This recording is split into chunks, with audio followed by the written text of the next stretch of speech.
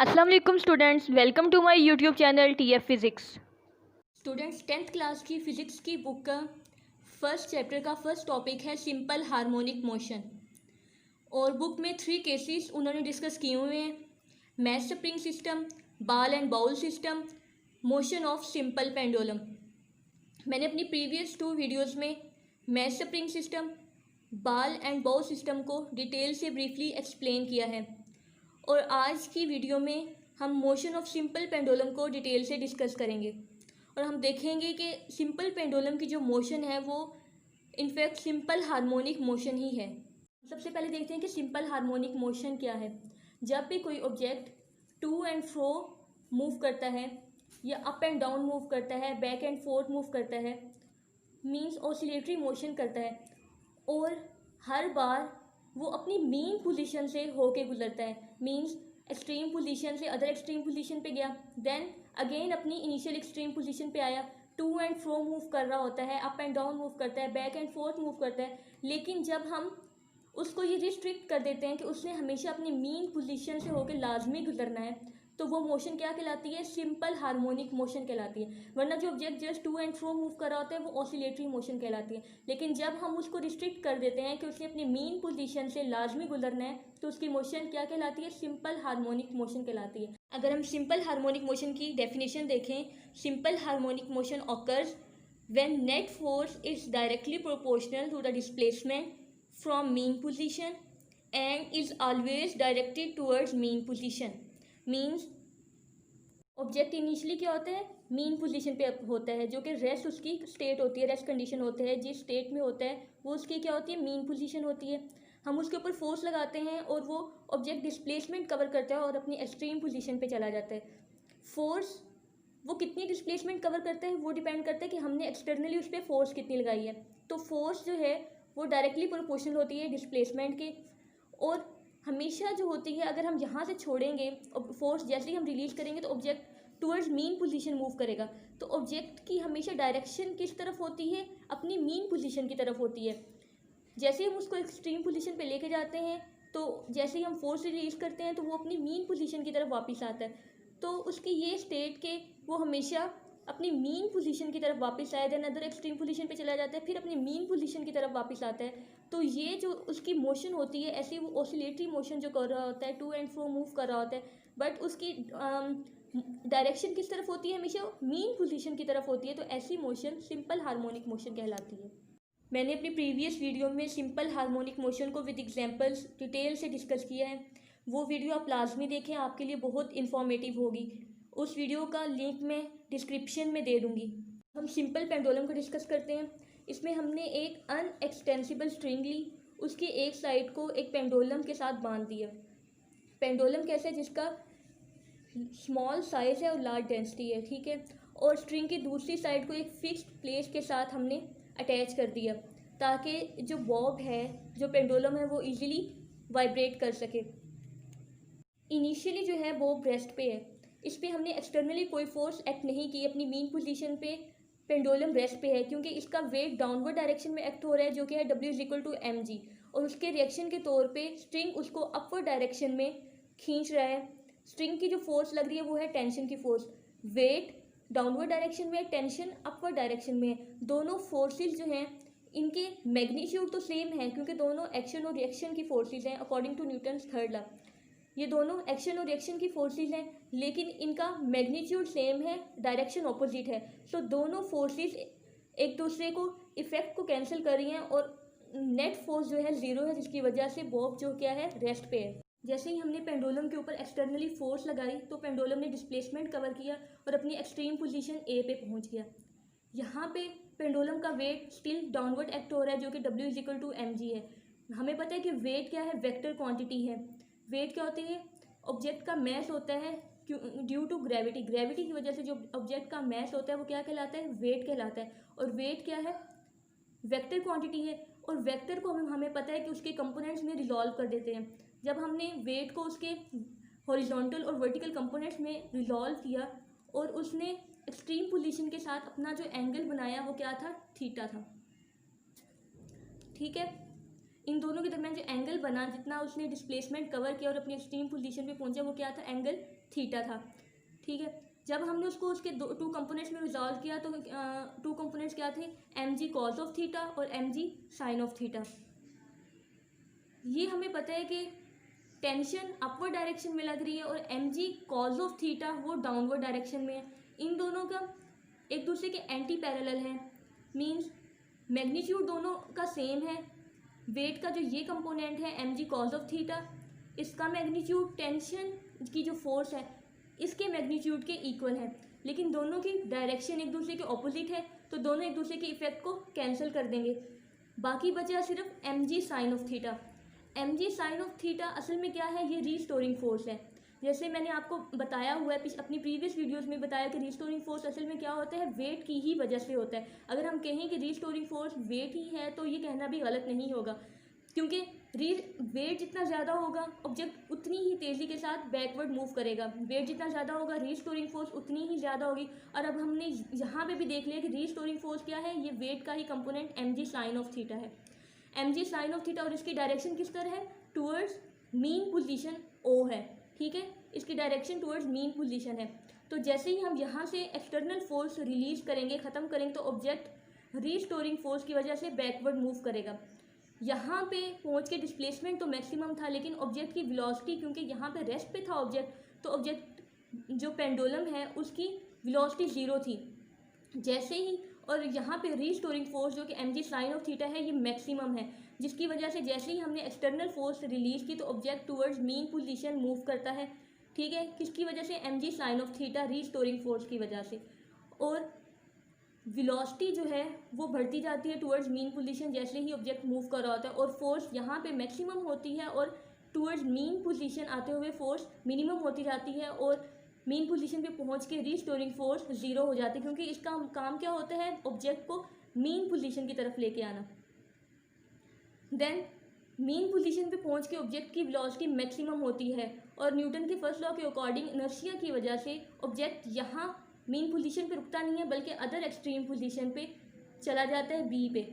और जब मूव कर रहा होता है तो ऑब्जेक्ट की वेलोसिटी कम होती जाती है, और एक्सट्रीम पोजीशन बी पे पहुँच के जो पेंडुलम है उसकी वेलोसिटी ज़ीरो हो जाती है। यहाँ पे भी अगर सेम इसी तरह से हम कंपोनेंट्स बनाना चाहें तो वेट डाउनवर्ड है तो M ji cause of theta और M ji sine of theta बनेगा। M ji cause of theta और यहाँ जो टेंशन है दोनों एक दूसरे की इफेक्ट को कैंसिल कर देंगे, क्योंकि मैग्नीट्यूड सेम है और डायरेक्शन दोनों फोर्सेस की ऑपोजिट है। तो जस्ट यहाँ पे M ji sine of theta ही बचेगा, जिसकी डायरेक्शन किस तरफ होगी, टुवर्ड्स मीन पोजीशन होगी, और वो रीस्टोरिंग फोर्स है जो ऑब्जेक्ट को टुवर्ड्स मीन पोजीशन लेके आएगा। तो object towards mean position move करेगा। यहाँ पे जो है ऑब्जेक्ट की वेलोसिटी ज़ीरो थी, एक्सट्रीम पोजीशन पे ज़ीरो होगी, और रीस्टोरिंग फोर्स जो m ji sine of theta वो मैक्सिमम थी। जैसे जैसे ऑब्जेक्ट अगेन मीन पोजीशन की तरफ आएगा तो वेलोसिटी बढ़ती चली जाएगी और रीस्टोरिंग फोर्स कम होती जाएगी, और मीन पोजीशन पे पहुँच के अगेन वेलोसिटी मैक्सिमम हो जाएगी और रीस्टोरिंग फोर्स ज़ीरो हो जाएगी।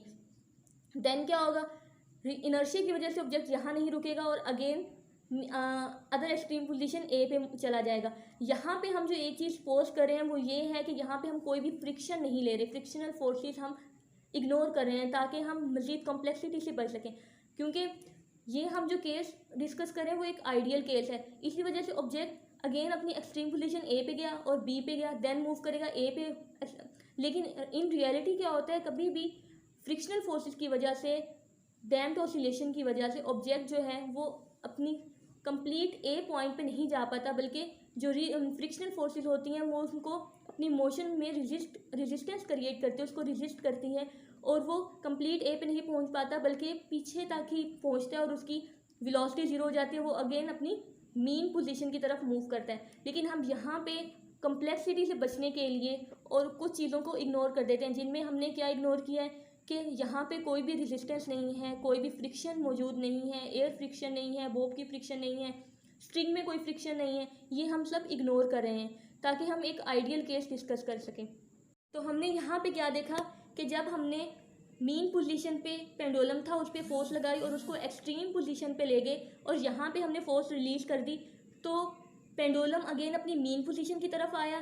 देन यहाँ पे इनर्शिया की वजह से रुका नहीं और अदर एक्सट्रीम पोजीशन बी पे चला गया, देन वो ए पे आया, फिर बी पे गया, देन ए पे आया, और इस तरह उसने अपनी to and fro motion start कर दिया। और हर बार कहाँ से होके गुजर है? अपनी मीन पोजीशन से लाजमी गुजर है। वो बाउंड है, रिस्ट्रिक्ट है कि उसने अपनी मीन पोजीशन से लाजमी गुजरना है। और इस वजह से सिंपल पेंडुलम की जो मोशन है, टू एंड फ्रो मोशन, ये क्या कहलाएगी? सिंपल हार्मोनिक मोशन कहलाएगी। अब हम नेक्स्ट चीज़ देखते हैं कि जब वो मीन पोजीशन पे था, एक्सट्रीम पोजीशन पे था, या बिटवीन मोशन था, तब उसकी काइनेटिक एनर्जी और पोटेंशियल एनर्जी क्या थी?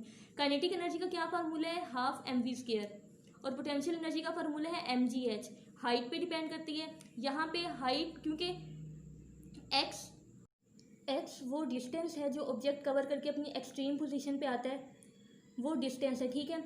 और डिस्टेंस का जो यूनिट है वो भी मीटर है, हाइट का यूनिट वो भी मीटर है। तो अगर हम हाइट को एक्स से रिप्लेस कर दें तो उससे कोई फ़र्क नहीं पड़ता, तो हम यहाँ पे mgx भी लिख सकते हैं। मीन्स पोटेंशियल एनर्जी डिस्टेंस पे डिपेंड कर रही है, काइनेटिक एनर्जी वेलोसिटी पे डिपेंड कर रही है। तो जहाँ पे वेलोसिटी ज़ीरो होगी वहाँ पे काइनेटिक एनर्जी ज़ीरो होगी, जहाँ पे डिस्टेंस ज़ीरो होगा, एक्स ज़ीरो होगा, वहाँ पे पोटेंशियल एनर्जी ज़ीरो होगी। अगर हम मीन पोजीशन पे देखें तो डिस्प्लेसमेंट इनिशियली क्या होता है? ज़ीरो होता है। ऑब्जेक्ट ने कोई भी डिस्टेंस कवर नहीं किया पेंडुलम ने यहाँ पे, तो क्या होगा? डिस्टेंस ज़ीरो था, एक्स ज़ीरो होता है। और यहाँ पे वेलोसिटी मैक्सिमम होती है कि क्योंकि ऑब्जेक्ट जब वापस आ रहा होता है तो मीन पोजीशन पे उसकी वेलोसिटी मैक्सिमम होती है, जिसकी वजह से वो यहाँ पे नहीं रुक पाता और अदर एक्सट्रीम पोजीशन पे चला जाता है। तो मीन पोजीशन पे डिस्टेंस ज़ीरो है, मीन्स पोटेंशियल एनर्जी क्या है? ज़ीरो है। और वेलोसिटी मैक्सिमम होने की वजह से काइनेटिक एनर्जी मीन पोजीशन पे मैक्सिमम है।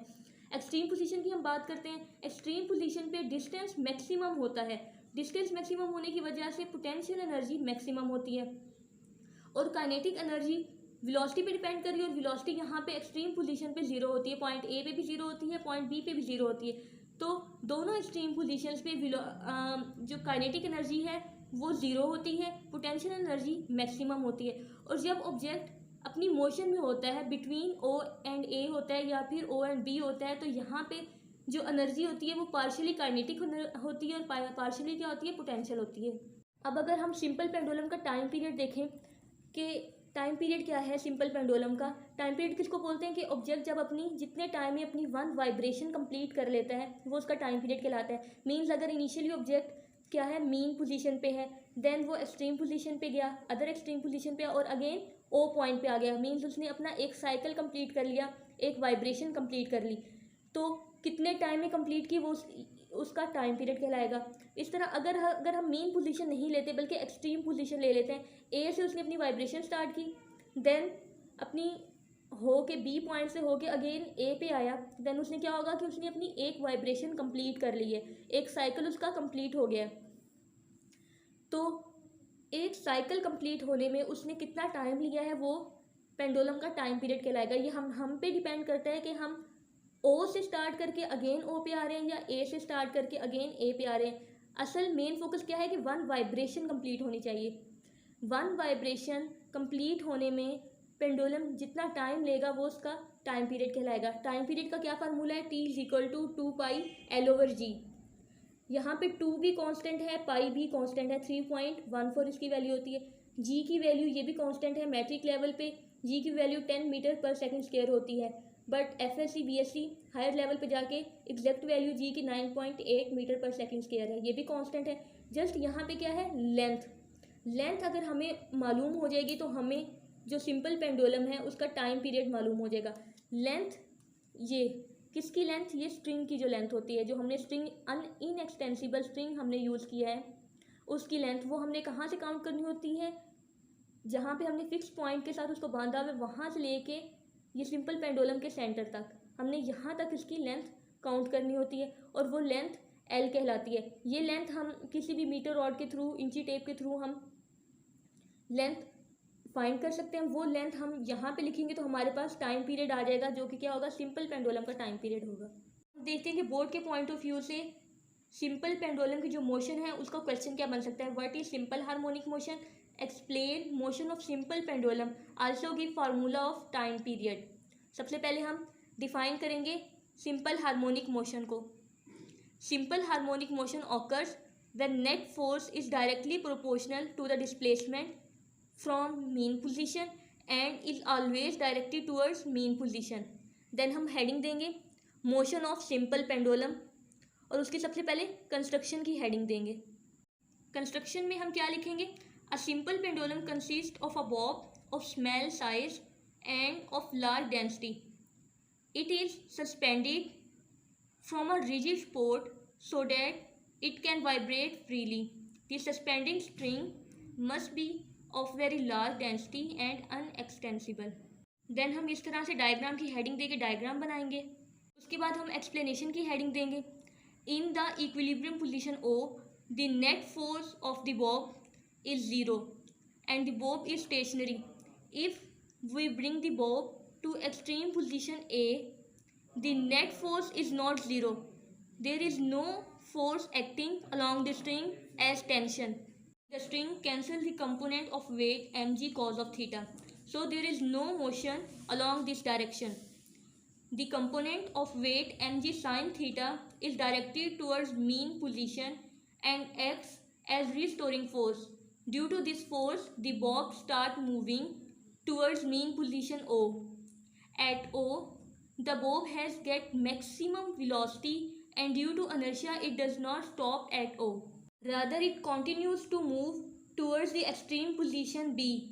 During its motion towards point B, the velocity of bob decreases due to restoring force. The velocity of bob becomes 0 as it reaches the point B. The restoring force mg sin theta still acts towards mean position O and start moving towards mean position O. In this way, the bob continues its to and fro motion about mean position O. So we can say speed of bob increases while moving from point A to O due to restoring force which act towards O. Therefore, acceleration of the bob is also directed towards O. Similarly, when the bob moving from O to B, its speed decreases due to restoring force which again acts towards O. So acceleration of bob always directed towards mean position O. Hence, motion of simple pendulum is simple harmonic motion. Next heading होगी time period of simple pendulum. The formula for time period of simple pendulum is T is equal to 2 pi square root L over G. Last पे हम conclusion लिखेंगे motion of simple pendulum is simple harmonic motion. तो overall फिर हम कह सकते हैं कि motion of simple pendulum is simple harmonic motion. मैं अपनी नेक्स्ट वीडियो में डैम्प्ड ऑसिलेशन को इंशाल्लाह डिटेल से डिस्कस करूँगी. Thanks for watching. अल्लाह हाफिज़.